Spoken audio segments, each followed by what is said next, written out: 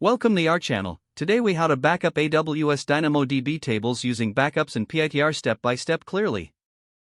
To backup your AWS DynamoDB tables effectively, begin by logging into your AWS Management Console. Navigate to the DynamoDB service from the Services menu.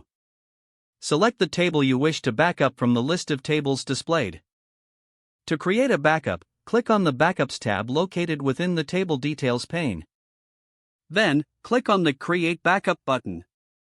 In the dialog that appears, provide a name for your backup.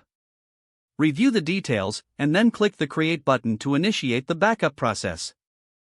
Once the backup is created, you will see it listed under the Backups section. For point-in-time recovery, return to your DynamoDB tables details page. Click the Backups tab again to access the point-in-time recovery settings. Enable point-in-time recovery by selecting the option and clicking Enable. A confirmation dialog may appear. Confirm your action to enable this feature. Once enabled, AWS automatically creates continuous backups of your table data. To restore from backups, go to the Backups tab again. Choose the specific backup you wish to restore from the list.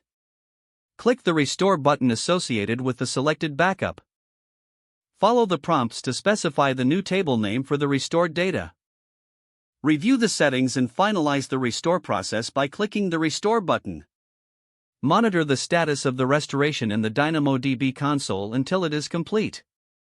Once done, you can access your restored table using the specified name. These steps will ensure that your data in DynamoDB is backed up and recoverable at any point in time. If the page does not load, refresh the browser or try again in a private or incognito window.